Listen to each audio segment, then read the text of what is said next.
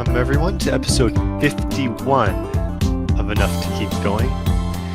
This is the GX show for June. It's been a long time since we had a gamer experience show because I think we got bumped because of the madness of E3 when Agasicles makes us feel like this is a real job and it's work to watch all the conferences and whatnot. But now we're back talking about games, which is why we've all been doing the podcast in the first place. So I am your host, Swissguard, and I am joined by the unflappable DBQ Hams. How are you, DB? I'm doing pretty well. Yeah, doing pretty well. I'm laughing because of the way you started the show. I was feeling that way today as well. Like, oh, I'm just going to hang out and talk about games for once, right? We're not analyzing a business schedule or forecasting the rest of the sales for the year or trying to run down our notes after three long days of podcasting and watching content. So now we're just going to hang out and talk about what we've been playing. So I'm great. Even on the discussion shows, they're always the run up to the discussion show is, guys, what are we going to talk about? And tonight is just, like, we haven't even really been on Flock much the last couple of days. We're just like, we posted the agenda, throw the games in that you've been playing, and then we just kind of let things flow naturally. So this is either going to be really loose and like just some guys hanging out talking about what they have been playing, or it's going to be really awkward as we stumble through without a real hard agenda here. So let's hope for the former. I think we have some interesting games, and I think the end, the climax of the episode will be interesting when we do your DBQ selection. But before we get to that, we have to start with the report from our other host. Way back in May, which seems an age ago, Osiris Prime, we selected the crew for him. So first, welcome Prime, and how you've been? I've been great. Thank you very much. It's good to be back to doing, like DB said, doing a regular show. Was the interim interminable with the crew, or did you savor the fact that you've had a longer time to dive into the game before you had to report out on it?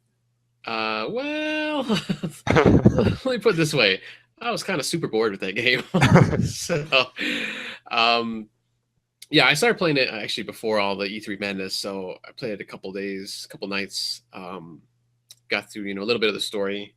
And I don't know what happened. Maybe it was because of the E3. We kind of talked about, me and DB talked about this, or actually all three of us talked about this a little bit before the show. But I just got into this weird funk where I was like, I don't know what I want to play. And I did try to go back and play it. And I was just like, I'm not feeling this game. I don't know what it is. I don't know if, like I said, if it was because of E3 or maybe it is just a boring game. I don't know. At least story-wise. The game mechanics themselves, they're spot on. I mean, I like the driving aspect.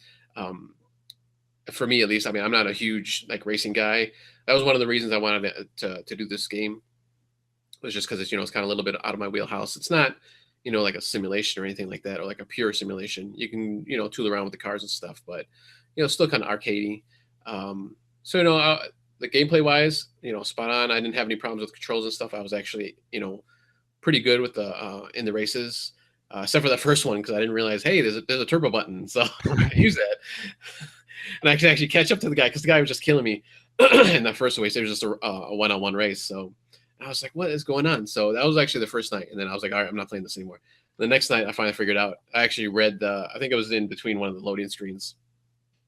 It actually, popped up there to say, hey, use turbo to, catch up or whatever it said. I was like, oh, it's a turbo button. So finally got past that first race. And that first night, I think I might have spent like 20 minutes maybe trying to get past it before I realized, before the next day, before I realized, what was going on. So I got past it, and I'm, finally able to go through the story. And I guess it's just kind of a basic story. Now, I don't know if either of you two ever played it at all. No, I have not. Kind of a revenge story. I don't want to give out too much. The game's like 3 years old. The second one is coming out at the end of the week. I think you could give away the plot here. I know, but I just don't like to do that because I know even though there's older games that I haven't played that kind of been, you know, screwed up for me. But like I said, it's a revenge story. You kind of avenging your brother. He dies. Okay, there you go. There's the spoiler. But it's got to all be in the beginning, right? If it's a revenge story, you've got to have something Yeah. to revenge. So it's Yeah, not, it's all it's a light spoiler here. Yeah. So, you know, and then you're recruited into this government agency, and you're trying to take down this gang, and obviously they want the gang taken down, and you want just revenge for, you know, who killed your brother. So. That's the story of the Crew 1.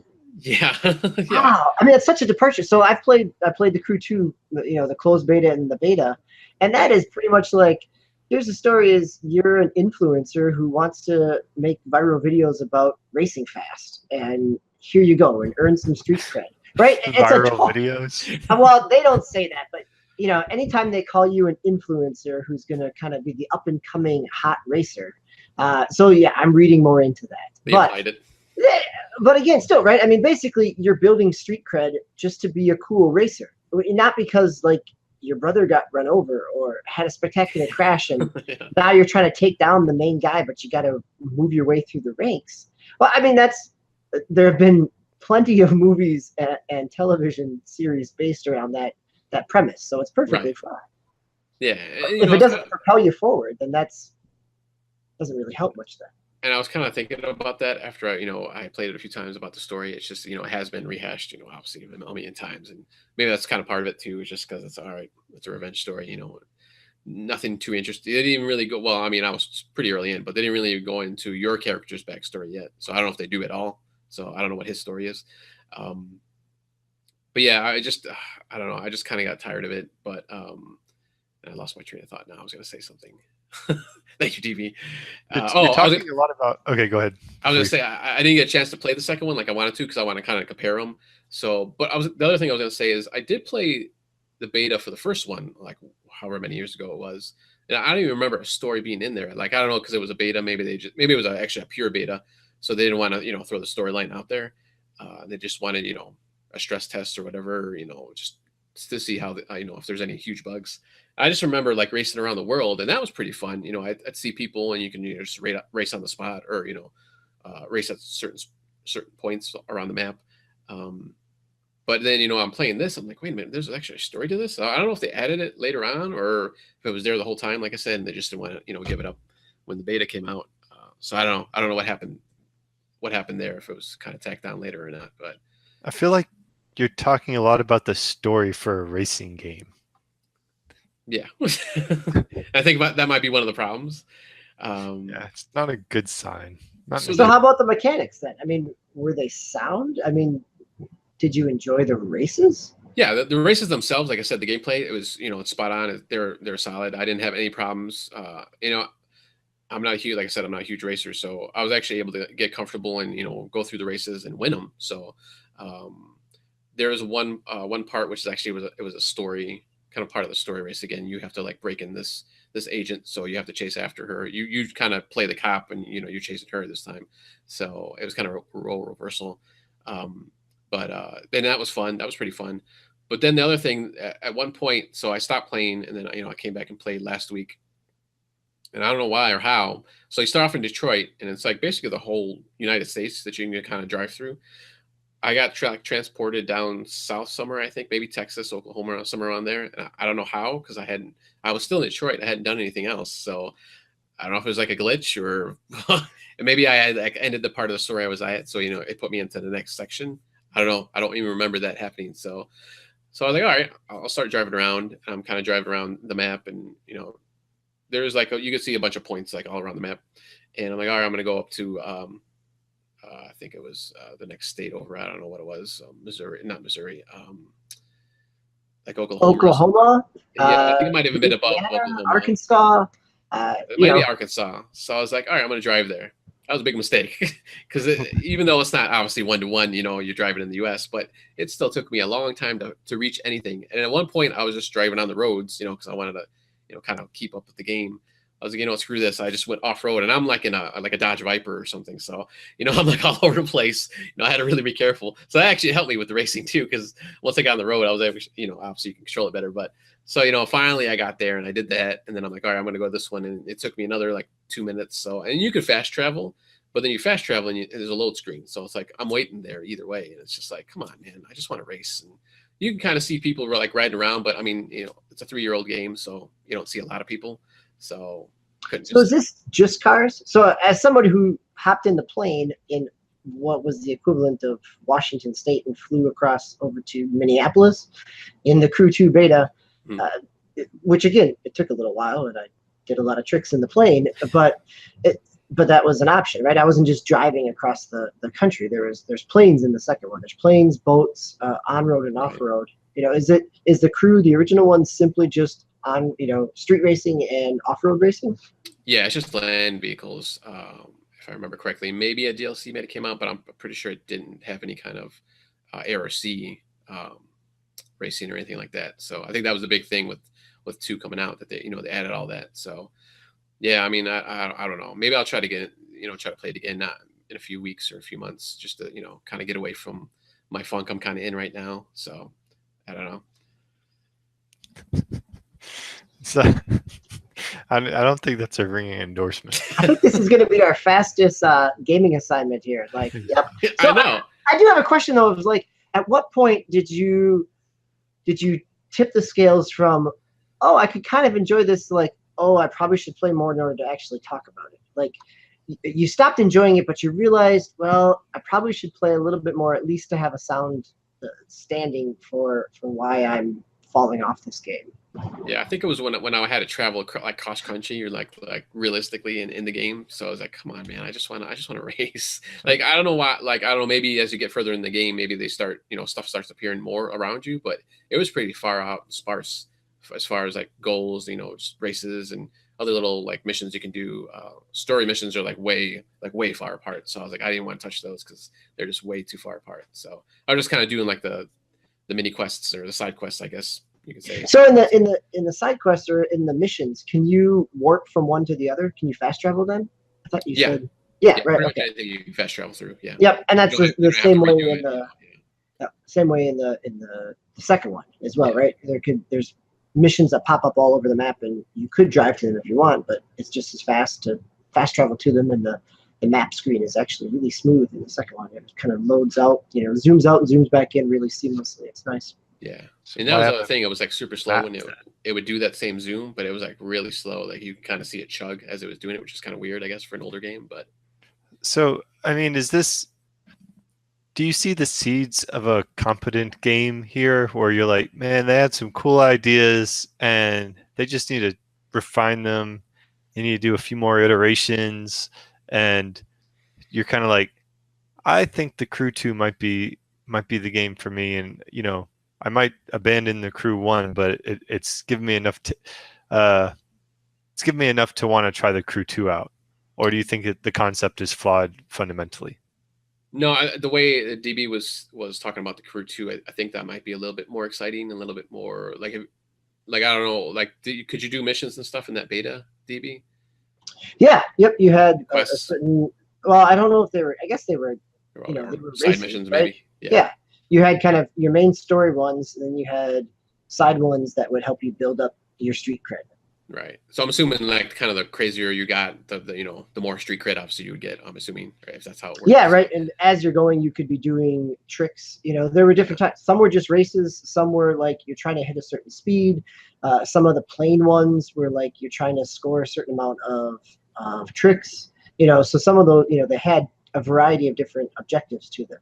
Yeah, and that sounds a lot better than just like a straightforward, hey, this is, a revenge story. This, I got to revenge my brother. And I think this is, we've talked about this a lot past few months, maybe even year.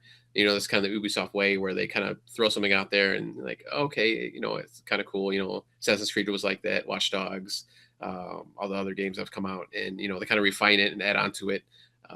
With this one, they probably couldn't just throw a DLC at it like they've done with those other ones, just because it's kind of an older game. So, they came out with this new iteration, and yeah, it sounds a lot better than this one is right now.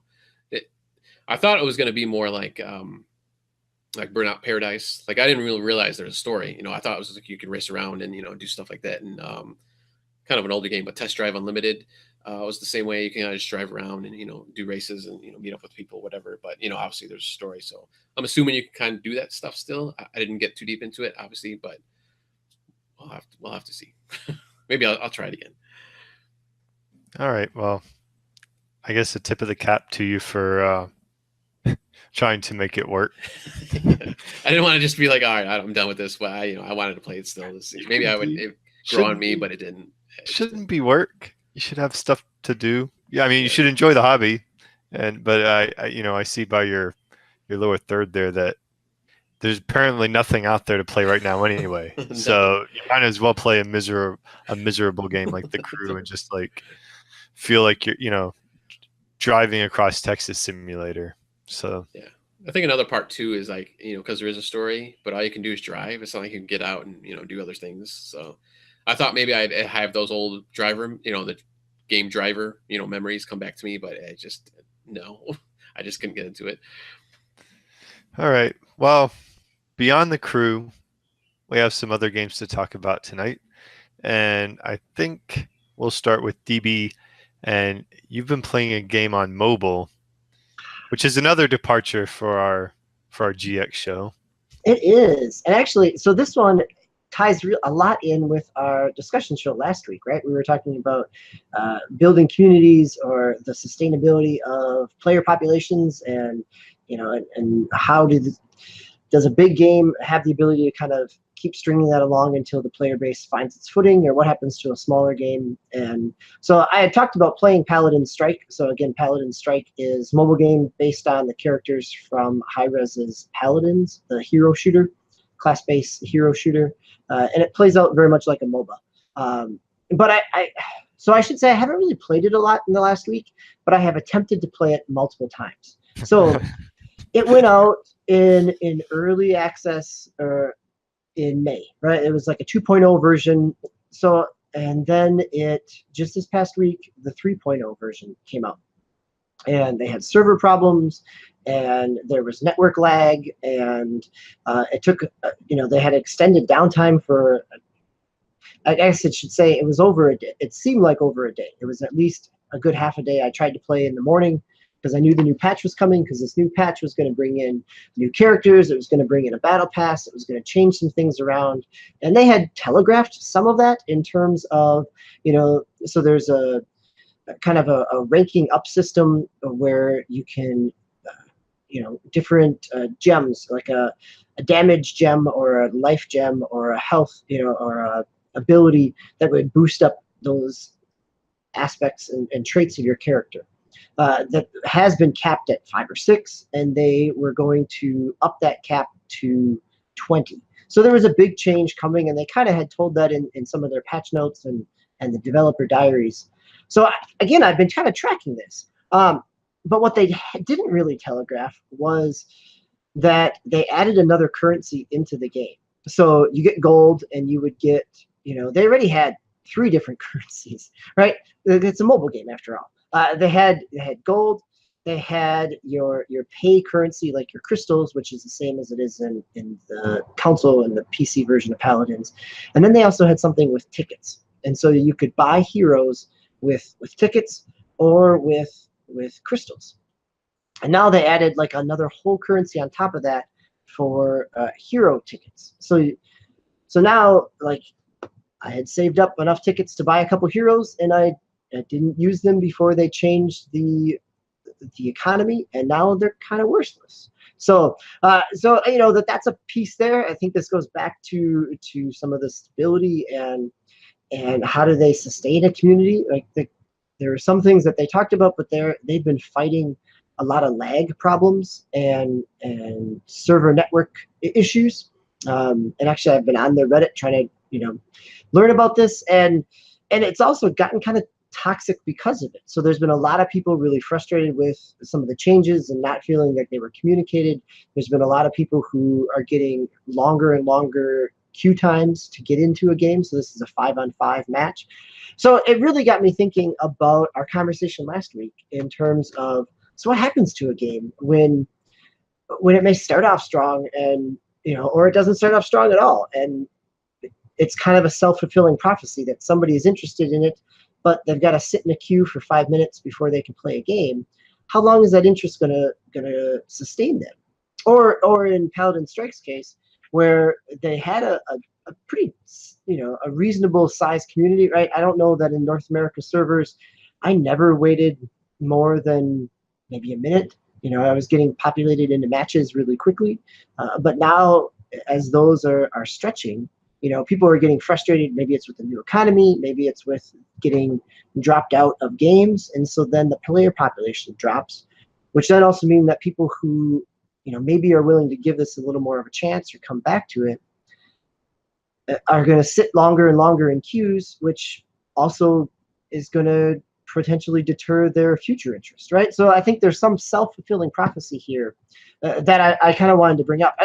Again, at its core, the game is really fun. It's a good MOBA, and I say that as somebody who enjoys MOBA, who's interested and just got an email about the MOBA coming to Switch and being part of a closed beta on that. And so, so again, I'm game for the gameplay, but if the structure around it doesn't sustain a community, I think that's a really a challenging spot for a developer. So that's kind of why I wanted to bring this up, because it does play into our conversation from last week. I thought you were going a completely different direction with that when you said you tried to play it and you really couldn't get into it. I just thought you were trying to force yourself to enjoy it, but it really sounds like they've just dropped the ball. So, I mean, it's frustrating, like, as a developer, because you think about it. Well, I mean, you don't know what business level aspects were pushing the game, if it had to come out earlier before it was fully tested or whatnot. But if there's a good game under all of that, and it might not get discovered now because, interest moves on. There's a lot of competition out there, especially in the MOBA space, or in the mobile space. So it's kind of disheartening. Who's the developer of Paladins? The console side? On the console side, it's high-res. So this is high-res with Smite or Paladins, Realm Royale now. But this is actually, so they're the developer, they're the studio for this, but the developer is actually, it's overseas. It's a smaller developer for the mobile aspect. So they, farm some of that out.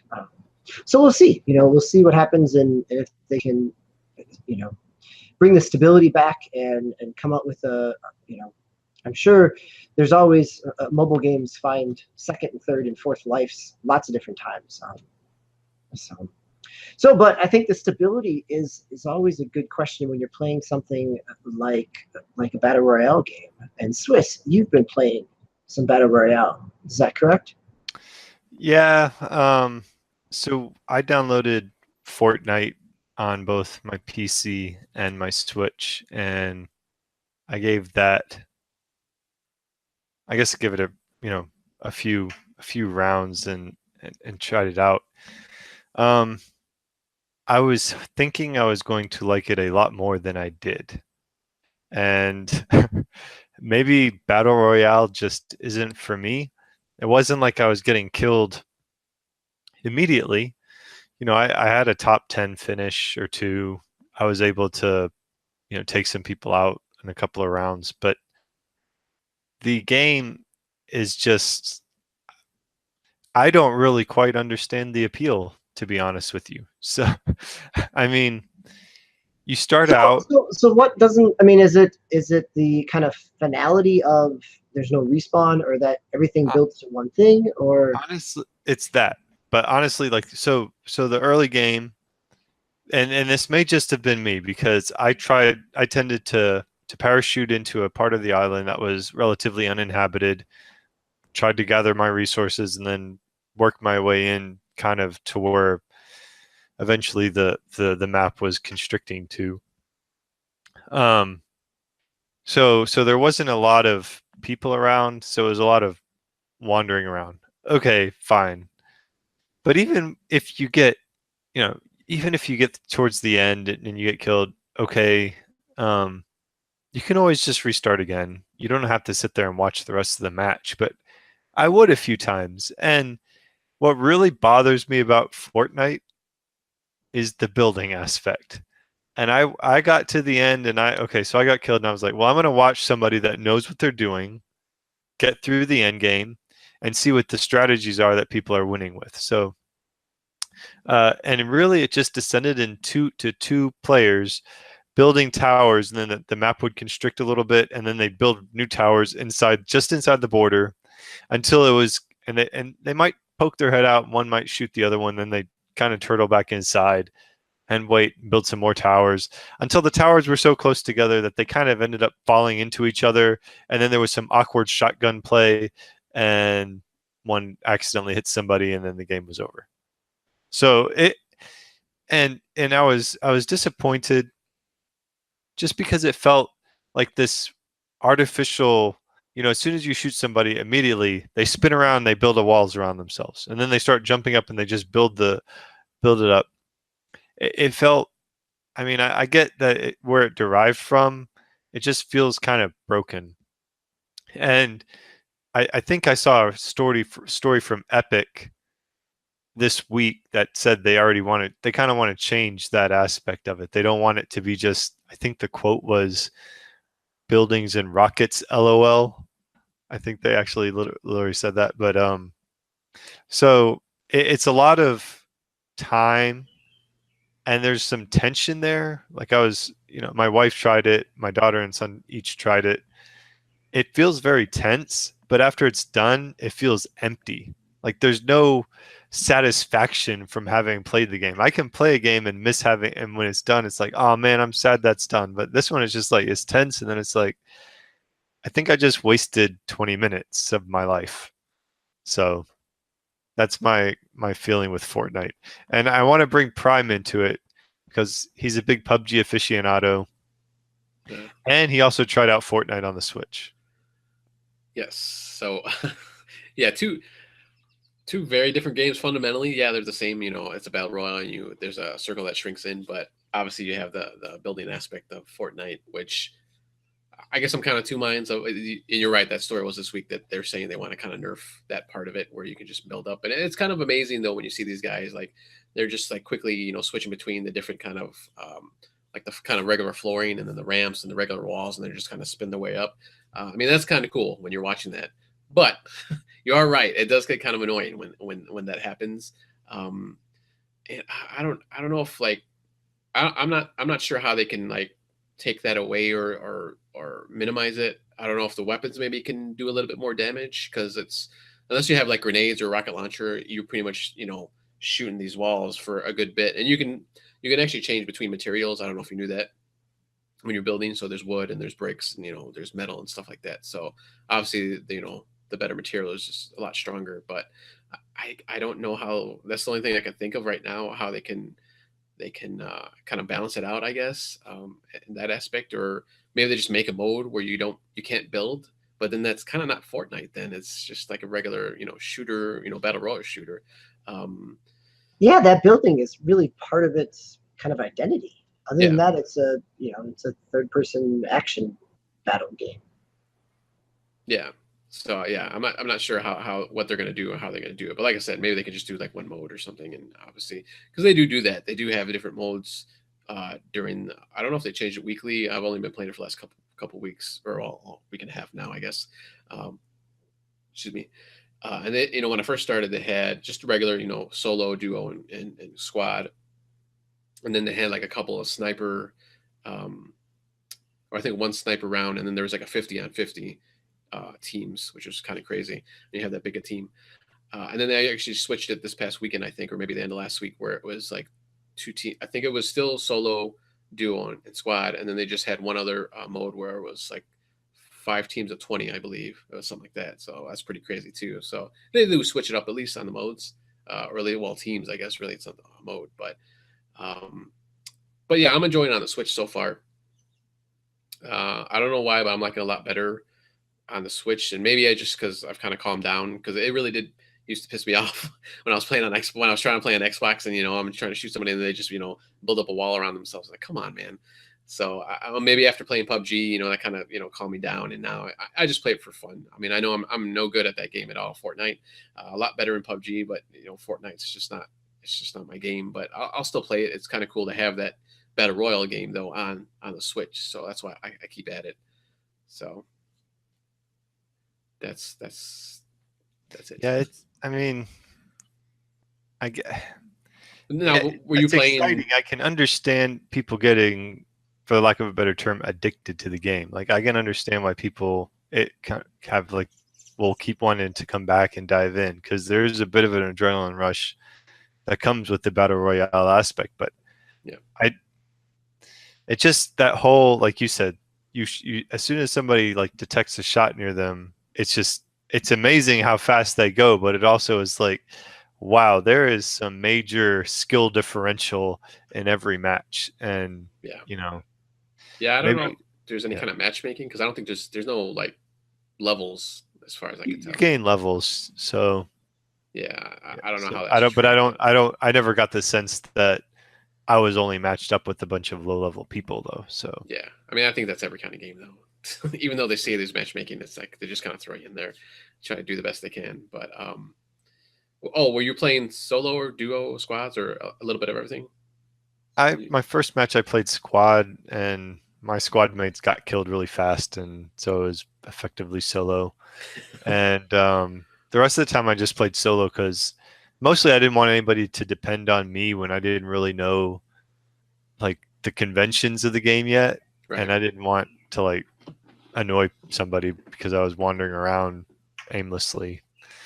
Yeah, I was Or gonna not say it's building kind of properly. duo and squads are a little better, but it's kind of hard on the Switch because you can't really talk to anybody. So, well, you can, but a lot of times there's nobody on like a mic or anything. So, I don't know. But It's a anyway, little easier at least to talk on the Switch version or I on gave the it Switch. I gave it a shot, and it's just not my type of game. I had much more fun playing Destiny 2 the other night than I did Fortnite. So that's so far we've really delved into 3 games and we've all been disappointed by them. Sorry. You should play. You should try PUBG then, because it's a little that gets pretty intense because it's obviously you don't have the building aspect, but it's still pretty cool. Yeah, I think part of me keeps. I thought that before that I was like, I'm probably not going to like the building aspect. I probably should go PUBG, but Fortnite was free to download, so That's true. that made an easy decision. Well, that's what got me into trying Realm Royale was the building aspect of it intimidates me, and so it was okay. I can play a similar type with a different kind of spec and skin to it. And you're still playing? Are you still playing that, or is that kind of be pushed I aside? this week I've been on the road, so I haven't played too much. I played a match or two a couple nights ago. And actually this morning when I was going for my run, I watched some matches. So of Realm Royale, right? I mean, so I'm still interested in it as a mode, and it's for me the difference there is the hero class aspect, right? An engineer versus a magician versus an assassin.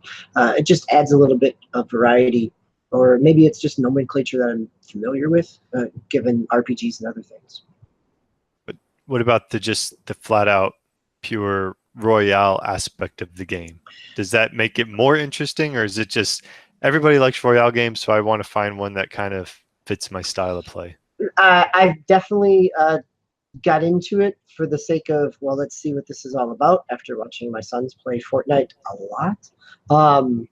And I hear exactly what you're talking about, right? That there is that adrenaline as you're going, playing in a squad and hearing other people as they're calling out where somebody is, or hiding and ducking and trying to avoid. And I ended up in third at one match, mainly more by luck than any type of skill.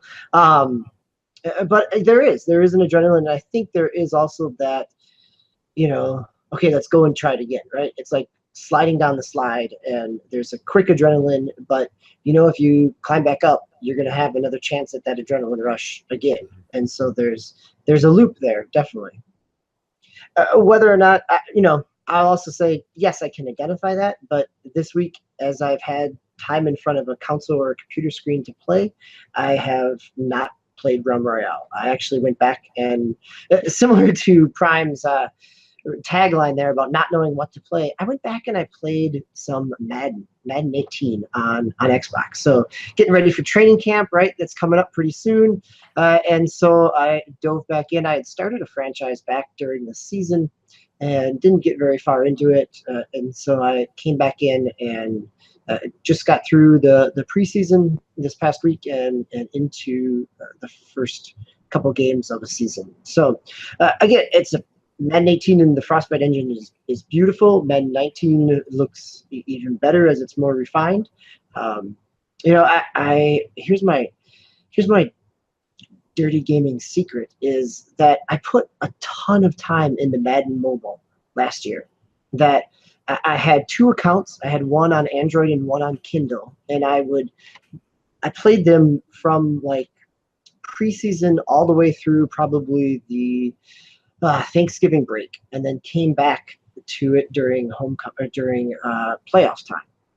So I love me a good football game. The hardest part is trying to find time to sit down in front and play a 30 to 45-minute game. So, and I think that's another piece, right, of how we have the ability to spend our time, whether it's a Battle Royale game doesn't necessarily last that long, or at least a Fortnite game, or PUBG might. So I've been back into Madden, kind of the fact that Madden 19 has a story mode that continues Madden 18's story mode, makes it pretty interesting. So yeah, that's what I have opted to play that instead of Realm Royale. So Switch.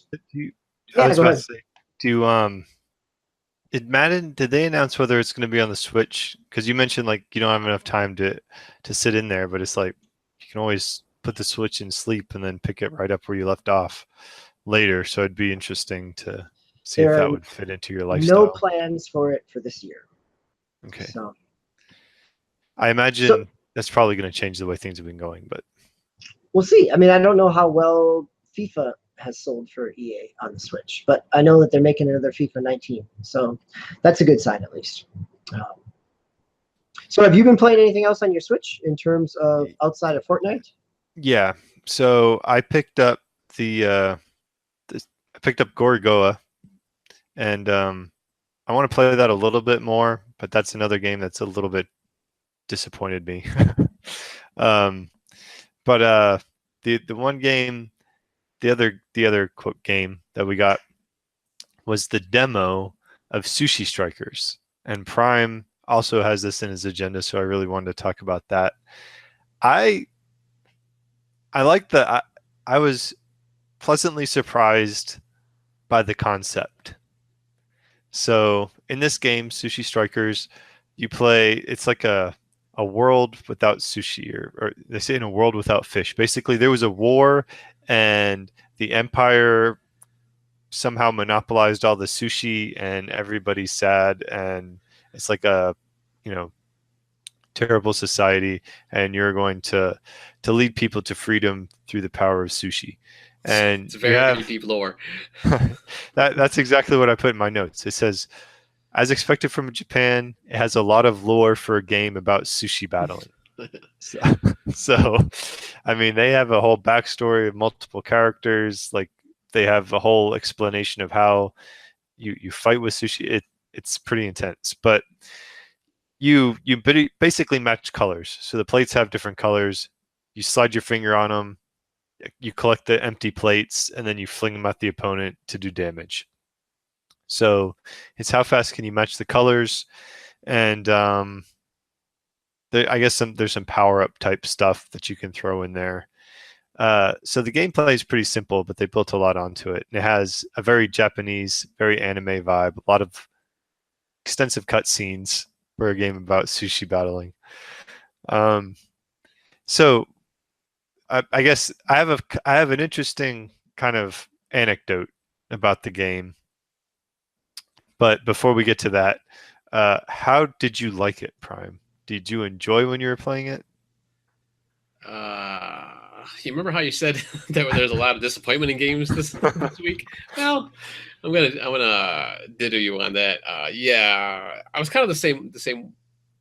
Had the same ideas as you. Like they built up this whole thing. There's like this huge intro. I was like, oh, okay, this is probably gonna be pretty cool. And then you get to the gameplay, and it's like kind of simple. I mean, it's like, okay, I mean, it's a match game, and then you can do this other stuff. But I mean, basically, it just comes down to a match game. So I was like, did you even feel like you were cognizant of what you were matching, or were you feeling just kind of like you were kind of rubbing your finger on the screen until things happen and flinging the plates up. No, I mean, I was trying to match up things, but I mean, it's not even like a match 3 or 4 or 5 game. I mean, it's just like even if there are like 2 plates get matched up, it like you get it. It's like, okay, so what now? I mean, that's pretty simple. Maybe I just didn't get deep enough into it. I still have it, and I'm probably gonna try it out again. So, I think if you start it over, they don't save the progress in the demo. Okay, well, so yeah. Hopefully I don't have to go through that 10-minute cutscene again though at the beginning. You can skip the cutscenes. Okay, good. It's like Better Grill Salad. I'm like, what am I playing? All right. And this is just the demo, right? This isn't even the full.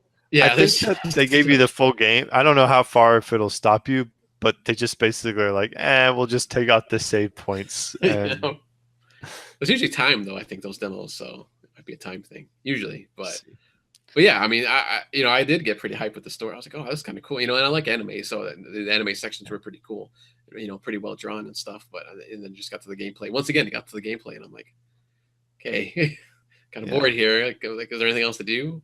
So it's a game that I'd want to play and want to buy, but it's hard for me to justify spending $50 or $60 on the match aspect of it.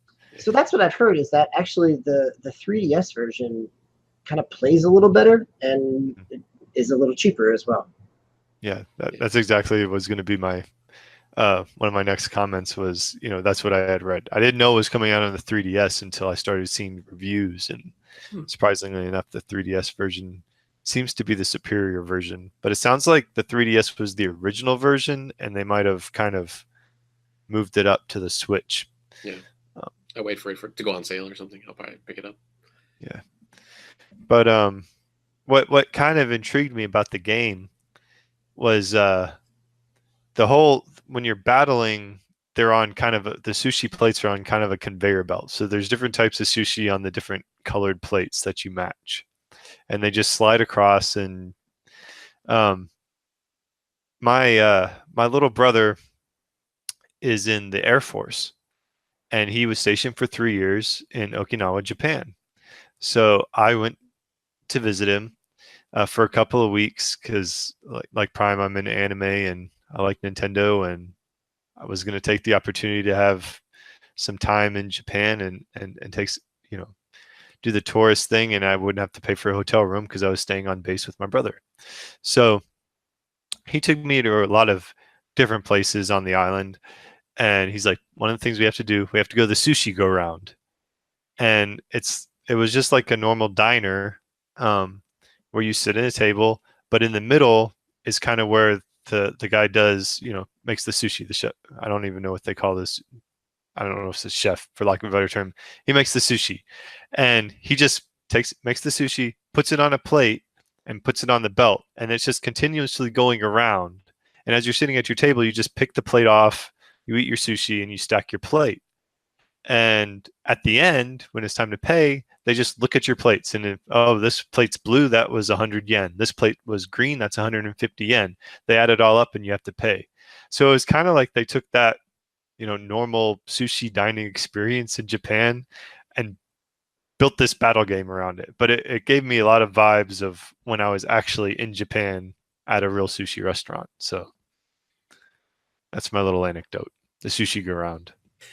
Yeah, they've had those here too, and I've actually had a few. Been to a couple places, and they're actually pretty good. So yeah, you can find. I live out in the boonies, so I don't get. Oh, that's right. I forget. They probably have it. If you ever go to a big city, just look for those. Yeah. I'll be the tourist guy with like my fanny pack and my my socks pulled up to my knees, looking for the sushi go around. Meanwhile, Prime will be across the street trying to avoid eye contact while he's hunting for Pokemon. I am still playing Pokemon Go. They got some new updates. I should have put that on my list actually, but that's all right. That's true. They did have some new updates. So what are the updates? So you can trade now. Finally, it's just you got to be within a certain distance. You can't trade over miles or other countries and stuff. And then they you can send gifts to people. So when you go to a Pokestop and you spin the wheel, sometimes you get a gift and then you can send that off to somebody. So you get different stuff. So I got like a special egg now that I'm trying to hatch. So I don't know what's going to come out of it. So we'll see if it's something good or not, or if it's just another Pidgey. Like I always get. You're gonna based off this week. It's gonna be a Pidgey. Probably. You know that.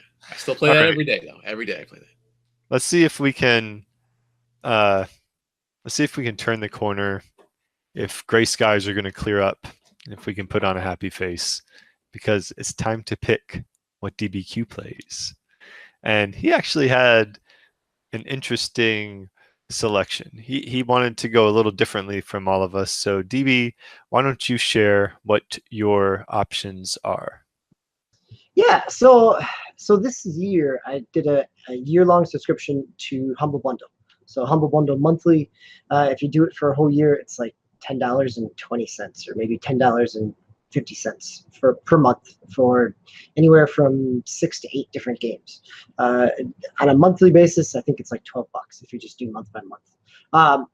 So I've really been enjoying it, but thinking about your tagline, Prime, right? I have too many games and not enough time to play, but even so this is where my playlist assignment spawns out of. So the January Humble Bundle was kind of a nice variety of things that I had played before: Quantum Break, Tomb Raider, Sleeping Dogs, but then some indie stuff like The Long Dark, Mr. Shifty, which is also out on the Switch, kind of a Hotline Miami type of game.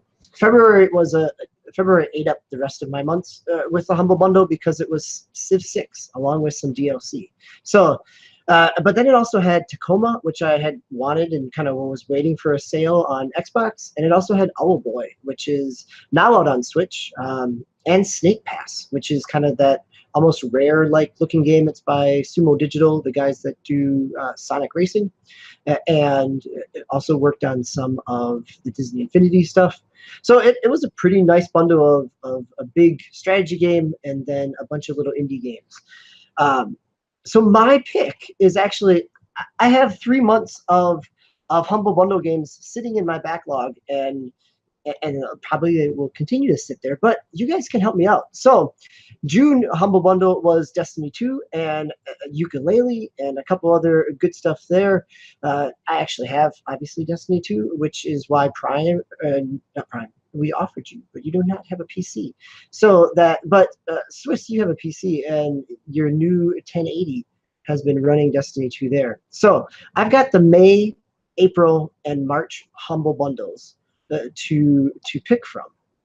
So the premise is kind of they give you a big game or a couple big games and some indie stuff along the way. So the three choices are March, which is Dark Souls 3, Lost Castle, which is kind of another indie exploration game, Draconoid, which is kind of like an indie Arkanoid game from way back in the early days of gaming.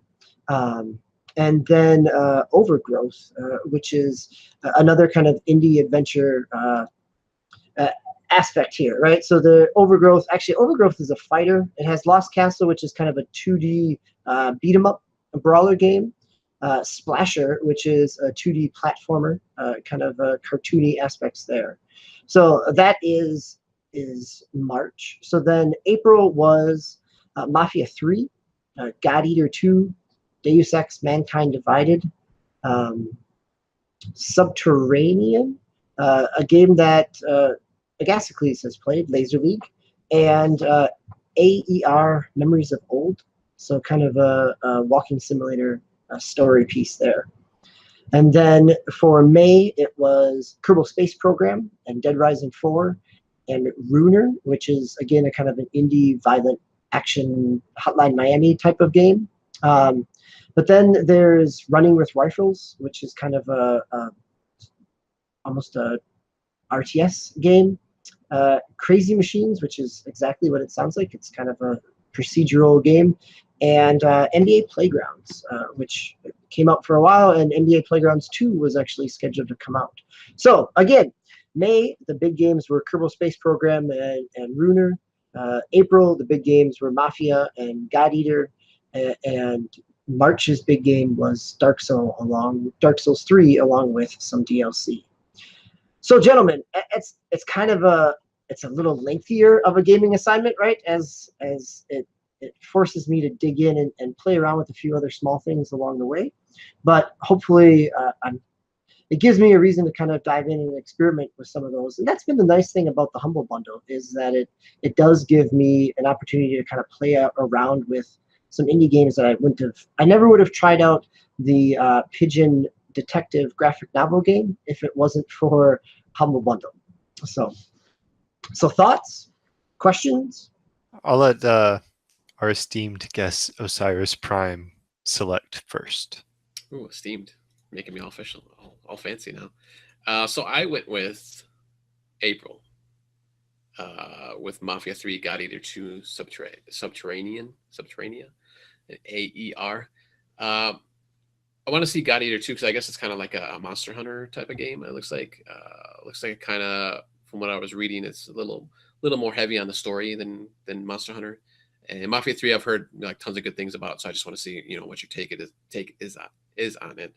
And then AER looked kind of interesting too. Like kind of like you said, it's like a open world walking simulator. It looked like. So that's my choice. All right, so before I give my pick, I will mention that Agascles did belatedly get send in his pick, and he said he chooses the April bundle. Quote, all I care about is Mafia 3. So similar to Prime, but a little bit different reasoning. So it looks like you're going to be playing the games from the April bundle.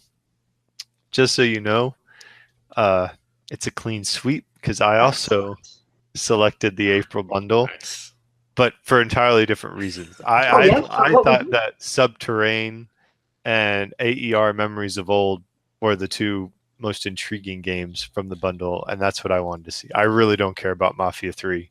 I have a little bit of interest in God Eater 2 and pretty big interest in Deus Ex, but I've never played a Deus Ex game before. So it looks like all of us kind of, you need to play all the games is what I know, right? Well, yeah, so every last one of them. AER Memories of Old I had on my list at the end of last year because it popped up in a lot of kind of indie game of the year conversations. So and that's been another nice thing. Last year at the end of game of the year, I went back and I had a handful of those from the Humble Bundle that I could kind of play around with as well. I'm very curious about Mafia 3, so I'm interested in that. God Eater, I have no idea about, right? Isn't the original God Eater like a PlayStation 2 game? Oh, no, that's God Hand. That's different, right? Wasn't I think of that. Yeah. Big kind of over-the-top action anime? Okay. Well, now I have no idea what God Eater is. So, yeah, kind of like great, Monster Hunter, guys. so. Okay, excellent. Well, truth be told, I'm just glad you didn't choose the Dark Souls 3 bundle because it would have kind of probably clean swept our discussion of gaming disappointments. It's like, I know people like this, but I don't know if it's for me. So Subterranean sounds kind of cool too. It's kind of survival. So I'm interested in that one too. Yeah, there's a lot of good stuff here. What were you going to say, Swiss? Real quick before we sign off, like you mentioned you've had this Humble Bundle for some number of months now. Does it just feel overwhelming, all these games flowing in each month? Or are you just paying so little that if you get one game out of it, you consider the monthly investment worth it? Yeah, if I look back on on my spreadsheet of which games actually I care about, usually it's, somewhere between 3 to 5 games that I'm interested in. And some of them are games like I know that they would be things that I probably would have ended up picking up on a Steam sale, right? Like I had Owlboy in my Steam wish list back last year. Tacoma, it was, Snake Pass I almost bought on the Switch last year, but I thought, oh, okay, well maybe I'll just wait around and now I got it. If I keep going and think about last year's games, there were times when I could walk away with maybe 2 games out of it, but it felt like I was getting a good value. So sometimes I get a surprise. Sometimes, I write them off, right? There are things that they're not for me and they're never going to be, which is okay. but it also causes me to try some crazy stuff. So yeah, I like it. I mean, it's nice. It's you know, it's a cultivated way, just like, I guess, like Game Pass, right? Like there's a lot of stuff there that I wouldn't try before without seeing it there and being able to download it. So yeah, the 3 games this coming month are things that I don't know that I would, Hearts of Iron 4. So there we go. There's a Gasicles game in terms of a 4X. Portal Knights, which is kind of a multi-player kind of pixely adventure thing, and then Blackwave, which is some type of ship combat game. So who knows what I'll end up playing in next month's. But again, sometimes it's a great value, and sometimes it's like, oh, okay, well, I'm going to try something new, and that works. So I will be trying some things new here because I have not played any of the Mafia games. I did not know what God Eater even was. And then I'll get to be able to dive into some of those indie games with Subterraria or Subterrane. Yeah, so we'll see. Thanks, guys. I'll be interested to take some notes, and hopefully I at least if one game is not good, there'd be something else there that is good. You have a little extra time to play too, because normally we do the GX show every other week, but we have a break for the July 4th holiday coming. So you're going to have a long weekend to delve into this stuff. So that'll be good. All right. Does anybody have anything to add or any plugs to make before we sign off? Nope. I just have one thing. Excuse me. I also downloaded the Shining Resonance Refrain demo on the Switch. I haven't had a chance to. What is that? It's it looks like because I haven't had a chance to play it yet. Yeah, an action RPG. So I want to hopefully try that out and have that for next time. It's just a demo, so I think it's not released until July 10th. And Prime, you've been posting some videos up on the E2KG network, right? You just had some PUBG play up there. Yeah, I had some duo play that I did. Actually, this was from a few weeks ago. I just finally had a chance to get it up there and get all the description and all that set up. So look for that on E2KG and on my Talmaster99 YouTube channel. Awesome. All right, so I think that'll about do it for tonight. Thursday night, we have our regularly scheduled E2KG and 30 news show. Might be kind of the last one in that format. But is it Gasicles on, or I don't know. We'll have more announcement about what's coming after the July break. We're going to try to change some things up a little bit. But until then, for Osiris Prime and DBQ Hams, I am Swissguard, and I hope you have a pleasant evening, and I hope your gaming was a little better than ours the last couple of weeks. Have a good night. Bye.